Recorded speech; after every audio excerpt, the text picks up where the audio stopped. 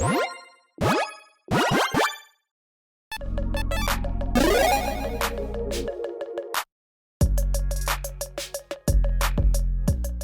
everyone, Mitch coming in from the Commander Score Studio, and no one is here with me. Just kidding, it's Eric. Nope, it's me. Oh my gosh, Eric's here. I'm here. I didn't realize you were sitting there this whole I'm time. So Eric has been kind enough to join me on another episode, so I'm not just sitting in a room talking to myself as usual, which is just my day-to-day activity. Well, that's nice. Yeah. Do you talk to yourself, when you're working?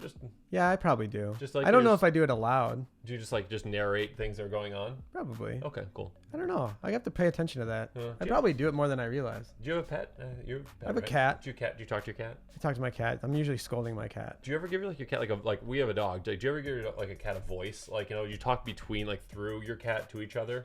Kind of. Yeah. I feel like pet owners sometimes do that. Where my wife will be like Bentley, what do you need? And he's like, I'll go, I'm hungry. My cat's just usually like, hey, hey, hey, hey you, hey you. It's like the most annoying high pitched hey.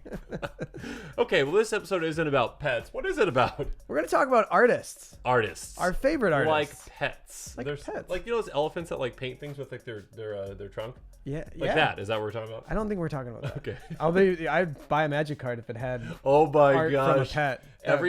They should just do an all animals set, and they have the animals paint themselves. Secret layer pets. How about it? Oh, I would just be. Oh, the dog one would be. Just be a dog paw. They just dip it and paint them. There you go. I love it. Okay, cool. Okay, let's get back on topic. Sorry. So yes, we're talking about artists. Yes, we are. So yeah, I mean, when I started out, I think you and I kind of started out in similar eras. I was a little bit. I'm older than you, and I started in an older era than you. But I started back in 93, 94. Yep. So and I didn't even know how to play the game when I first started. I was in 4th grade. My buddy, I remember sitting in class. My buddy had a deck of cards that he bought from the local bookstore. Yep. And just being amazed by the art. And I used them as just as drawing references. Oh, I yeah. just would try to emulate the art that I saw on the cards. So, and the thing about the era that kind of I started out in was kind of Ice Age, 4th edition, 6th edition, those kinds of those blocks. Very distinct art you see these days. And they're very eclectic. Back then it was nowadays, I like that nowadays all of a set feels cohesive. Sure. They have a theme, and all the art, even if it's done by different artists, kind of feel connected. Yep. But back then there was something kind of cool about the fact that you might find a card that looks absolutely nothing like the art from a different card, for better or worse. Sometimes people are like, this looks busted, I hate this card. But there's other times where you're like for instance, one of the artists that really spoke to me early on, I still to this day love, the Foglios. Their card art, the kind of tongue-in-cheekness of it, and now they've kind of been a little bit more relegated towards the tongue-in-cheek. Sure. But back then, they did a lot of goblins, and the goblins, they're kind of that way. That was the attitude of them. So they had artists do the style of kind of what the card was sort of having the attitude of. Yeah. Which was really cool to me. I don't know if you had that same. You were Invasion. I was just at the end of Invasion, beginning of I think Odyssey was the next one, right? And then Onslaught was after that. Odyssey and Onslaught, I was mix up which one was which, because it was that was exactly when I started, right around then, and I loved both those sets. And the art I think started to get a little more cohesive around then. It felt like, but Invasion, I love to me it was kind of gritty, not all gritty, I guess, but kind of high fantasy, but with a little bit of grit too. I always just remember Dargar's the Igniter, was one of my favorite cards to look at when I was a kid. Invasion was really intense, I remember, because it had there was the Infiltrator. The Infiltrator. Oh, I loved that card, especially when I realized that there's a way that you can combo it to steal a creature and essentially get it back and give them their worst creature, your worst creature. Some weird, funny interactions. Yeah, there's some crazy interactions. No crazy interactions but just anymore. The art in that set, even just I still have I have it must have been an intro deck or whatever. You'd get those boxes of cards. Yep. I still have the Invasion box. That's cool. I don't know if I have any of the cards that came in that box anymore, but I still have that. That's so sweet. Yeah, I remember those little starter deck kind of things or whatever. I had like an Ivy Elemental one, and the Ivy Elemental was a rare back then. I was like, oh, this thing's so cool. It comes up with the counters on it. Now it's like an uncommon, like terrible card. It's pretty funny how like the cards back then that we thought were like super powerful. Oh my gosh. That like I still have them as like pet cards, you know, like sure. Uncle Istvan was a card I remember from way back then, and it's like it can't die. You can't take it out. You can't take it out. Oh my gosh. You actually can, but yeah it's yeah. It's kind of funny. I remember when I came back one time, it was like, Stuffy Doll's indestructible. Oh my gosh, what are my friends going to do about it? I can't lose. It's impossible. I have a Stuffy Doll in play. Kind of funny.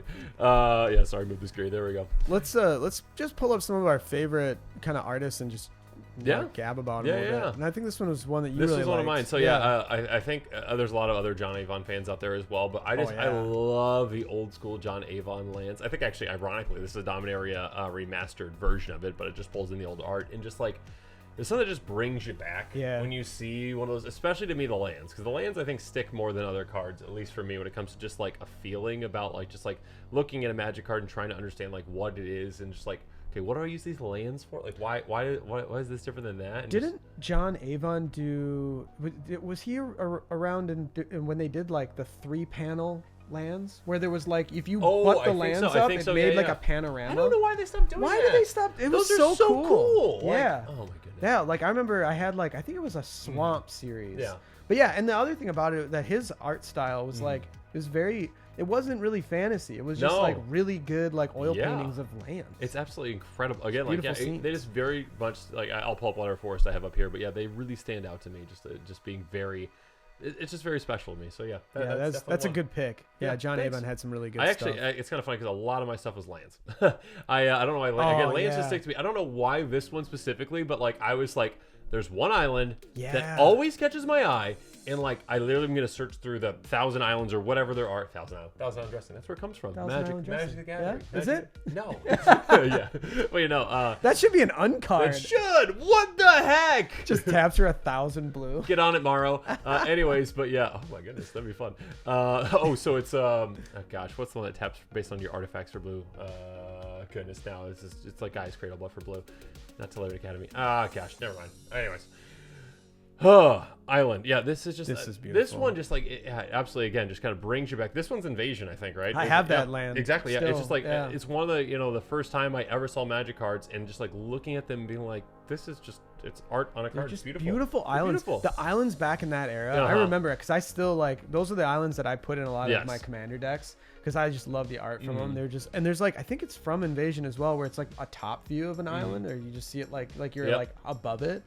Yeah, super cool. Well, it doesn't look like an invasion's happening at all right now. I mean, that's kind of contradictory. I know it didn't go with the theme of the set. Like beautiful. It was maybe it's the calm before the invasion happened. There you go. Yeah. It just looks really cool. So yeah, I don't know. Those always stick. Or if you like pivot like the point of view, behind there's just like just burning. It's like the mainland, and the mainland is just on fire. And that's amazing. Camera pans. No! What a beautiful! It's like we're watching it from like the perspective of somebody on the beach. Like, oh, that's such a nice land. I really wish my day was going that good. Or maybe this is the perspective like the Phyrexians. Like, oh, I'm gonna go invade that. Yeah. It's too nice. Don't worry, everyone. I've got this island. Yeah. Let's turn it to glass. Next up, this is another again. Like, apparently lands just stick with me though. But like, I really like this art. Just like I don't know, like cool. It's maybe it's just kind of like the concept of it too, or it's like like the kind of story land kind of stuff. Like, what's the movie with like the books? Like, there's like the scary book, like the fairy tale book. Oh yeah. You know what I'm talking about? Is that not Lorman? Page Master. Yeah. Oh my gosh. It's like forgot about that movie. Oh, there you go. Everyone now comment below on how awesome Page Master is. Page Master is awesome. I love that movie. Yeah. But yeah, like that, and it scared me a little bit. The scary parts. Oh, when I was a kid. Not anymore. Maybe I haven't seen it in a long time. Maybe it was still scary. But yeah, like that just reminds me of just like a nostalgia again, and just like utilizing again. How do you make an island of books? I don't know. Really cool. That made me think of there's like a meme that's going around right now where it's like, where did my anxiety start, or where did like a doctor saying, where did your anxiety start? And it's all these scenes from movies when we were kids, like the never-ending story when the horse dies in the mud. Just spoiler alerts. Yeah, for all you who want to go watch the never-ending there story. were some pretty rough scenes in the 90s. Yeah, I mean, in the 80s and 90s. The Labyrinth was a movie too. The Labyrinth, yeah. Not Pan's Labyrinth. Return to Oz, There's the Wheelers. Some weird stuff going on in the 90s, and they're like, yeah, this is good for kids. I mean, we watched Ren and Stimpy and we all survived, so yeah, it's true. All right. So I had mentioned the Foglios. Yes. Just I don't even know if I could pick like a card out of there. So There's distinct. so many good ones. I mean, I like the Chaos Warp. This was a newer card that they did. Yeah. But actually, like, it was a good, like, to me, like, it didn't change. Like, it's as if it like got pulled right out of, you know, the 90s sets. And yeah, like just all their goblins. They're very distinct. They very much stand out. And where's Lure was one that I really liked. Where he's got him by the cheek. Yeah. This one. Yeah. So good. That is so good. So good. Like, yeah, Lure, and it literally is just a Lure just snagging a goblin or an orc or something. Yeah. Say very literal in the interpretation. Super cool though. We need to lure this creature. Got it. I'm on it. Fishing. On it. Fishing. It's kind of funny. Another artist that's kind of I would say in the new school, if you will, is Karl Kopinski. Yeah. I mean, he's been around for a long time. I mean, if you look him up, he's got like so many cards that he's done. 192 actually on the list right here. But he's also just like, I follow his other art, and he does, if you follow him on social media, he does drawings where he'll do both hands. And he'll do like both sides of the face. They're so cool. His like he does like these like cybermech sketches and stuff. How do you do just that? An amazingly talented artist. Yeah. Yeah. So I just love how just his like kind of gritty style to his art. So when your land or artifact or enchantment gets destroyed by an acidic slime, you can thank this artist. Yeah, exactly. The artist, as we all know, the artist designs the card actually. Yeah, like Butcher of the Horde. Oh my gosh, like, that's a good card. Just like, I mean, it's a good design. The shadows, the highlights, his whole thing has just got like, it's a vibe. Just the way that he can create scenes. I don't know. Karl Kopinski is just like, I would love to. He sells his sketchbooks. Like he does these like the ink sketches and stuff, and he'll just like do like sketchbook releases where he'll really cool. publish a book. And I haven't had a chance to buy one yet because they're not very cheap, but they are. That's kind of on my list of like someday I want to own. That's fantastic. At least one of them. They're really fantastic. Cool. Let's see, what else we got. Seb McKinnon. Oh, another new school artist, but like absolutely distinct style. It's actually kind of interesting. Like some of his kind of earlier cards, like I say earlier, like it's like that long ago, but like On Crop Crasher, like that card is a little bit more like, it's just very different from his style. You think of like Bankrupt in Blood. Yes, like those kinds of cards. Style now that he's really kind of settled into almost like that profile view, Blind Obedience, that sort of thing. Bedevil really sticks out to me too. Oh my goodness. Yeah. So many. Yeah, Damnation. His Damnation is just like the thing of nightmares. Yeah, There's a lot going on in that card art. That reminds me of Berserk, and that takes you back. It's if you're a fan of the Romantic era of historic art, when everything was like passion and death, and the plague was happening. The plague was happening. Yeah. But Deliver Unto Evil is another one that's really great. Yes, there's a lot of great art. I know a lot of people are big fans of Seth McKinnon's art. We actually brought this up on a different episode. Well, it depends on the order we release. Depending on the order, or on the order that you watch the episodes. That's true too. You might just be perusing the internet. Exactly. Or the algorithm might have just given it to you. Or you've never heard of magic, and you're like, I'd really like to know about people who talk through their pets. Yeah. In which case, welcome. No, but Justine Jones, she did like kind of the alternate art, the showcase styles for the Adventures in the Forgotten Realms. 26? Yeah, there's a whole bunch. That's so awesome. I mean, there's more cards in that set, I think, that other artists did, but she did a lot, and you can tell which ones are hers. Was hers. Yeah. I should have known that. It's that same style. It's just got like color and fidelity. Yeah. But yeah, her art style is amazing. Oh, it stands out so much. Yeah, we were talking on a different episode about my love for her style. Well, don't spoil where it ends up. With Iron Golem in particular. Card isn't that great, but the art is amazing. Yes, absolutely. Yeah, it's really crazy. It definitely stands out. Oh yeah, got to shout out Jesper Oh Icing as yeah. well. Oh yeah. I'd say more and more lately, more people are getting onto this, like just like, oh yeah, this art is incredible. Yeah, Arabo, Roar of the World. That's one of my favorite commanders. That one of my pet commanders for sure. Do you talk through your Arabo too? You're like, I do. Yep. I do. But yeah, like, and didn't you have an Anara deck? I did not. You didn't. That's your other friend, Mitch. No, Dan had an Anara deck. I think did so. He? Okay, one of our other buddies had an Anara deck. But yeah, Jesper's got amazing stuff. The Bitter Blossom. I actually the thing that I really like about Jesper's style too, because I follow him on social media as well. And he does a lot of like, I love to see people's process when they do things, and just because everybody's got like their style and how they. Does Jesper also draw two hands? He does. I haven't seen him do both feet. He probably could at the same time. I've not seen him do that, but he does still paint in oils. Oh wow! And I know more and more artists are moving towards the digital side of things, like with Procreate and these apps that make it so amazingly easy to fix things, and change Paint. things, and stuff like that in Microsoft Paint. Jim will paint it. You ever follow him? No. Jim will paint it on social media. Does it Go look it up. Paint?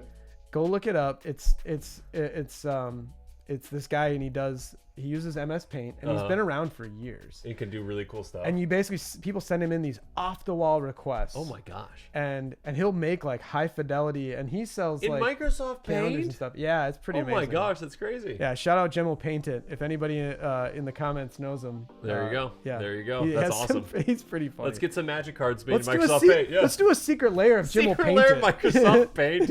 MS Paint, Microsoft. Led by Clippy. Yeah. Love it. Oh my gosh. Yeah, Clippy, the little paper clip. I did see an alternative art version of Cody that was Clippy, or was it Cody? It was someone else. I don't know. It was a Clippy. I was like, that's pretty fantastic. All right, continue. Sorry. No. Another artist from way back when and this is more nostalgia for me because a lot of these were the cards that like I had when I was growing up, and I didn't even know how to play the game. But Daniel Gellin, he had just like Burnt Offering was one that I had that his style was really like Demonic Attorney. The Crawl Worm. I remember the worms in general were just so like, why don't they keep with that creature type? It was like there are worms these days. There are, but like Massacre Worm and stuff like that. But there are worms, just Yeah, I remember Goblin Mutant was one. Goblin Snowman is a card that I didn't know I forgot. existed. I forgot that one. That was so funny. I actually learned that card much later.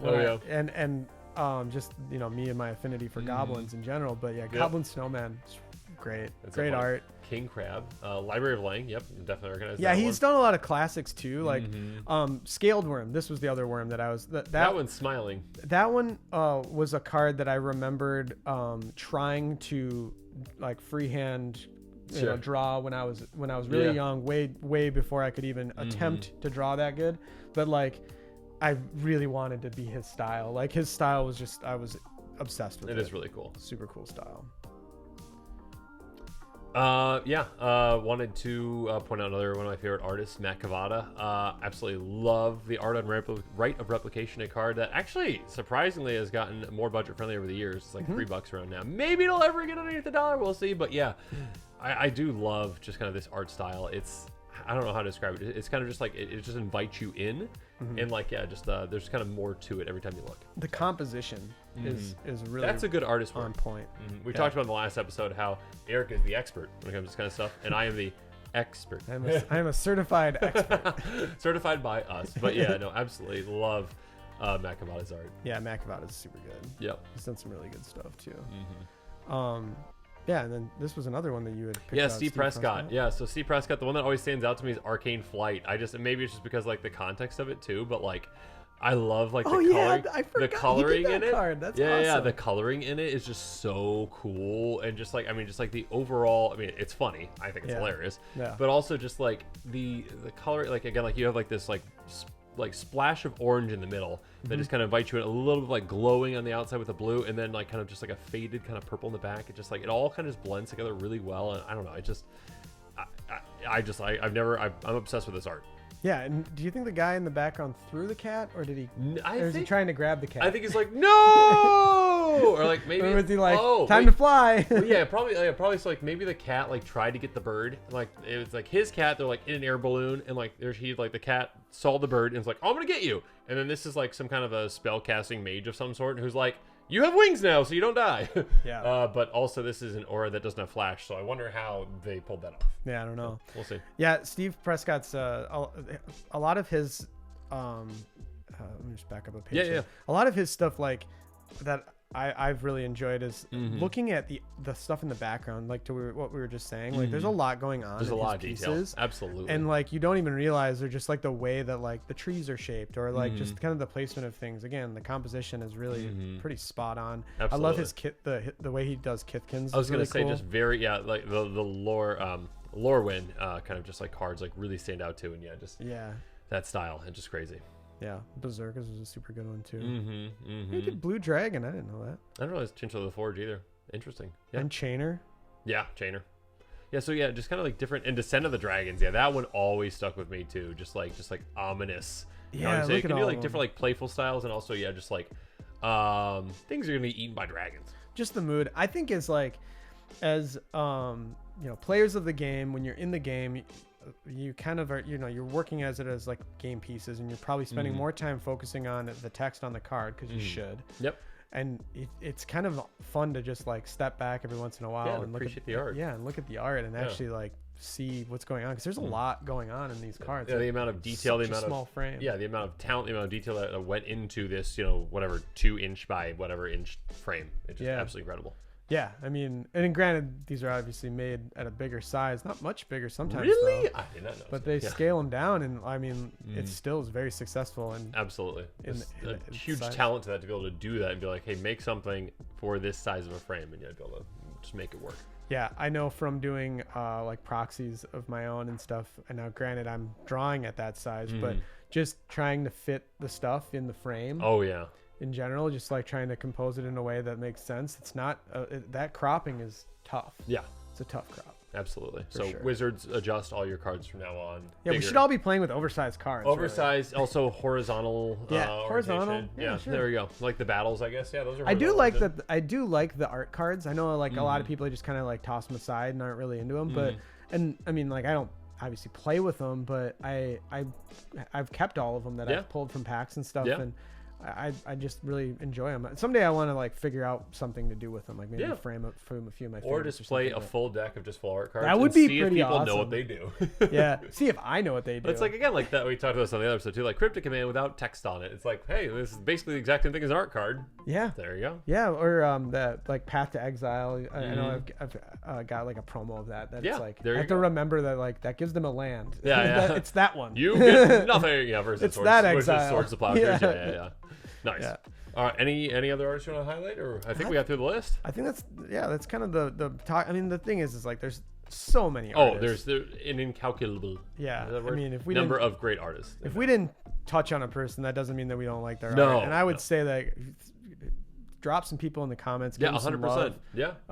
If you know their handles on social, or if they got good stuff out there, drop them in there. Absolutely. Because these artists are some of the best artists in the world. 100%. They're amazing. And we are absolutely very thankful that they are doing amazing work for cards that we get to see and play with every day. Exactly. Yep. All right. Well, we hope that you enjoyed this episode. Again, share in the comments below all your favorite artists. And again, thanks, Eric, for joining me. Thanks. And of course, as always, thanks again, and have a good one. This show and episodes like this one are possible thanks to viewers like you. If you're looking for an easy way to help support this show, make sure that you like, share, and subscribe. Also, hit that bell notification icon so you don't miss any new episodes. You can also go check out our playmats and other merchandise at thecommandersquarters.com. We also have a ton of brand new t-shirt designs in stock, so make sure you check out those as well. Another easy way to support this show is with our TCG Player affiliate links. So whether you're buying a deck or individual cards, you can use this general link right here or one in the description. And the final way that you can support this show is by supporting us directly by becoming a patron. There are many benefits to being a patron, and I truly couldn't do this without all of their support.